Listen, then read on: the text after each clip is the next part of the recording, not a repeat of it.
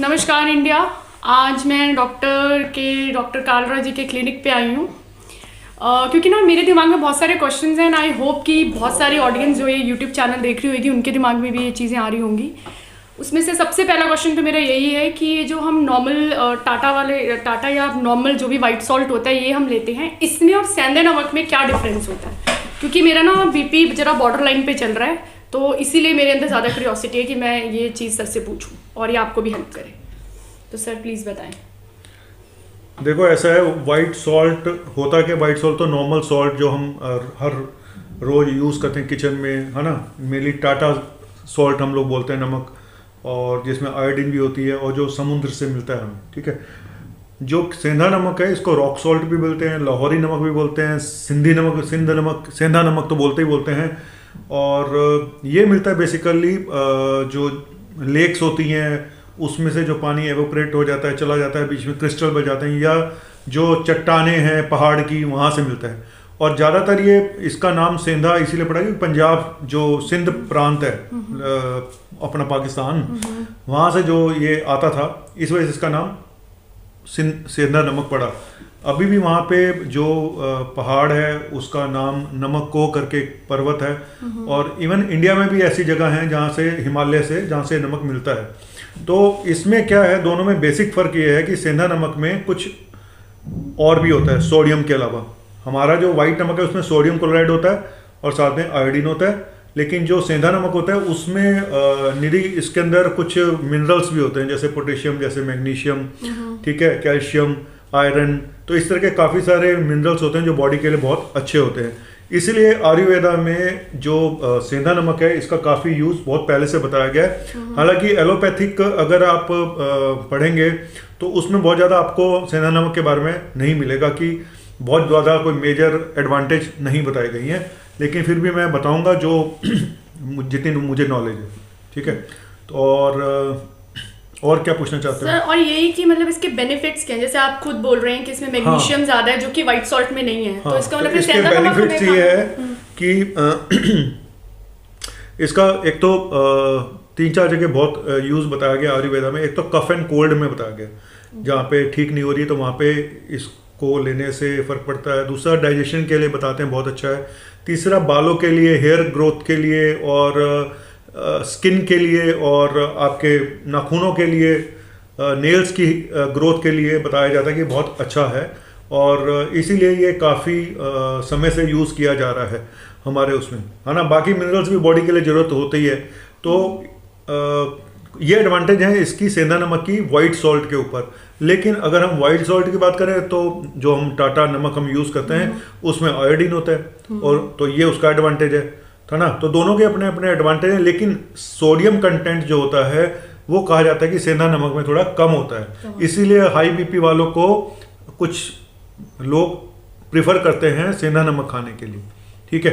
वो कहते हैं कि सेंधा नमक से बीपी नहीं बढ़ेगा। ऐसा नहीं है कि सेंधा नमक से बीपी नहीं बढ़ेगा, अगर वो भी आप ज़्यादा खाओगे तो वो भी बढ़ जाएगा। लेकिन हाँ, अगर दोनों को कंपेयर करो तो 19-20 का फर्क आता है कि सेंधा नमक से में सोडियम कम होता है वाइट सॉल्ट की जगह, ठीक है। तो ये एक एडवांटेज है उसका। और बाकी मैंने बता दिया आपको, डाइजेशन में, कफ एंड कोल्ड में, स्किन के लिए बहुत अच्छा है।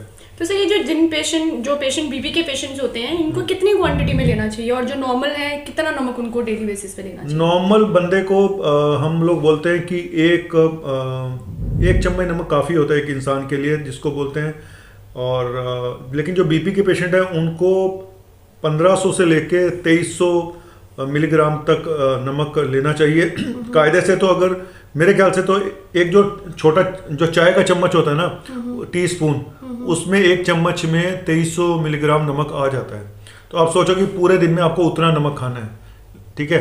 और 2/3 में 1500 होता है, तो मतलब कुल मिला के मोटा मोटा एक चम्मच चाय का चम्मच नमक, इतना नमक आपको सुबह से लेकर शाम तक यूज़ करना चाहिए, सब चीज़ें मिला के 24 घंटे में, ठीक है। हम लोग क्या करते हैं है ना, सलाद खाती है, ऊपर से डालते हैं ना नमक, नमक शमक, नींबू, ये वो, है ना, जो भी चीज़ हम खाते हैं नमक। और कई लोगों को नमक खाने की ज़्यादा भी आदत होती है, तो नमक खाना कोई बहुत अच्छी बात नहीं है। आप नमक छोड़ के देखो, मैंने सुना तूने भी नमक खाना छोड़ दिया, मैंने कम छोड़ा कर दिया था, मेरा वेट लॉस हुआ है ना। लेकिन कम छोड़ कम हाँ किया। बंद नहीं करना है, बहुत क्योंकि बंद करने से भी प्रॉब्लम होती है। हाइपोनेट्रीमिया से भी देखा गया है कुछ प्रॉब्लम्स होती हैं, वीकनेस हो सकती है, बड़ी बड़ी प्रॉब्लम हो जाती है नमक कम होने से भी। तो ऑप्टिमम जो मात्रा है वो 1 चम्मच नमक 24 घंटे में। ठीक है, और क्या सवाल है? और एक और सवाल है मेरा, जैसे हमने उसके बारे में भी काफी हाइप सुनी है, और ये जो हमारा आता है काला नमक, तो ये काला नमक क्या मतलब इन्हीं का काला रहना है नमक, या कुछ अलग काला है? नमक भी इसी का ही भाई है, सेंधा नमक की एक तरह का। अच्छा। क्योंकि वो काले रंग का होता है। और काला नमक भी मैं आपको बताऊं, काला नमक भी 2 तरह से बनाया जाता है। एक तो नेचुरल काला नमक, दूसरा आर्टिफिशियल तरीके से भी नमक बनाया जाता है काला नमक। अच्छा। उसमें ये लोग जो सॉल्ट में ही हरड़ वरड़ ये डाल डूल के कुछ जगहों पे काला नमक इस तरह से प्रोसेस करके भी बनाया जाता है। मतलब क्या कलर डाले जाते हैं उनमें?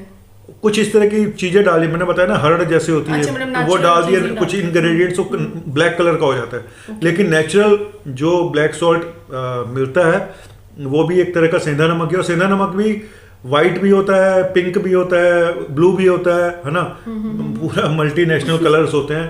तो टेस्ट वाइज वैसे ब्लैक नमक ज्यादा अच्छा हाँ, लगता ब्लैक है। नमक का टेस्ट बहुत ज़्यादा अच्छा होता है। हम लोग तो बहुत यूज़ करते हैं ब्लैक नमक, है ना। हर किचन में ब्लैक सॉल्ट होता ही है।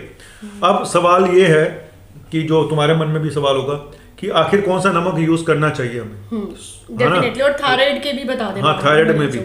अगर आपको थायराइड की प्रॉब्लम है तो मैं बोलूँगा वाइट सॉल्ट ही यूज़ करें अगर आपको थायराइड है, क्योंकि हाइपोथायराइडिज्म है तो उसमें आयोडीन डेफिशिएंसी से वो बढ़ सकता है, तो इसीलिए आयोडीन बहुत ज़रूरी है। तो इसीलिए वाइट सॉल्ट यूज़ करें। अगर आपको थायराइड नहीं है तो आप, फिर भी मैं बोलूँगा कि आपको अपने घर में दोनों नमक यूज़ करने चाहिए। वाइट भी करना चाहिए और ये भी करना चाहिए, दोनों को मिक्स करके भी यूज़ कर सकते हैं, ऐसा नहीं है। तो मैं कायदे से दोनों नमक यूज़ करने चाहिए। एक की अपनी न्यूट्रिशनल वैल्यू है सेंधा नमक की, और वाइट नमक है उसमें आयोडीन होता है, तो दोनों यूज़ करने चाहिए। लेकिन हाँ, बीपी के पेशेंट में ओवर एंथुजियाज्म ना हो जाए कि जी सेंधा नमक है जितना मर्जी डाल दो, जितना मर्जी खा लो, ऐसा नहीं है। वहाँ पे भी बीपी बढ़ने के और ज़्यादा चांस है, क्योंकि आप बड़े रिलैक्स हो जाओगे, मैं तो सेंधा नमक खा रहा हूँ। और दूसरा हमारे व्रत होते हैं, है ना, तो व्रत में जनरली लोग सेंधा नमक का यूज़ करते हैं। अब वो तो खैर अलग चीज़ है, उसके बारे में मुझे इतना नहीं पता है कि वो क्यों करते हैं, पर कहीं ना कहीं ये एडवांटेज हैं सेंधा नमक के। और डिसएडवांटेज सिर्फ एक ही लगता है मुझे कि उसमें आयोडीन नहीं है। ठीक है, ठीक है। तो सर मतलब जिनको थायराइड और बीपी दोनों हो तो उनको तो मिक्स करके बेचारों को खाना पड़ेगा, कॉकटेल करना हाँ, पड़ेगी। वैसे भी कॉकटेल ही चलेगा। अगर आपको अपनी किचन में घर के लिए रोजमर्रा के लिए भी यूज़ करना है तो मैं नहीं बोलूँगा कि आप एक नमक यूज़ करें, आप दोनों नमक यूज़ करो तो बेटर रहेगा, है ना। कहते हैं कि बैलेंस्ड डाइट होनी चाहिए, तो बैलेंस नमक भी बैलेंस ही होना चाहिए।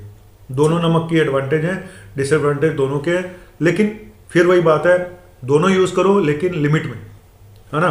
ठीक है, कम खाओगे सुखी रहोगे, ठीक है। नहीं तो फिर जय हो।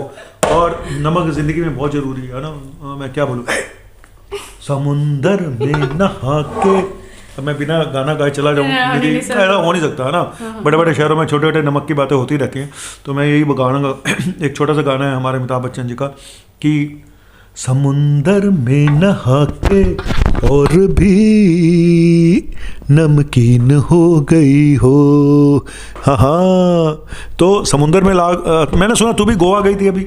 हाँ सर, बहुत मजे करे। मेरी तो एंजाइटी ऐसी तो तेरा नमक हो गई थी ना, तो तेरा नमक तो बढ़ ही गया होगा। मेरा नमक पता नहीं क्या बड़ा। समुंदर में जाके नहाई होगी, नमक इसमें भी आ गया होगा, तो ये नमक इसलिए तूने कम करा है। बहुत अमेजिंग जगह है, and people should go there. हाँ ठीक है, तो आप ये टॉपिक फिनिश हो गया। फिनिश हो गया। और अगर कुछ पूछना है अभी आप लोग? मैंने तो कुछ नहीं पूछना, लेकिन अगर हमारी ऑडियंस से कुछ भी क्वेश्चन तुम्हारे हो तो मन में- कमेंट बॉक्स में अपना डाल दीजिए। नेक्स्ट देखो, और मैं एक बात और बोलूं, शाम को रात को खाना खाने के बाद फिर नमक यूज नहीं करना चाहिए। बड़े लोगों को ना खाने पीने का होता है, रात को लेट नाइट तक वेब सीरीज देखेंगे, ये देखेंगे, फिर चिप्स निकाल लाएंगे, फिर जो मिला निकाल लाएंगे, फिर उसमें नमक होता है। तो रात को नमक ज़्यादा ना खाएं, नहीं तो वजन आपका कभी कम होगा ही।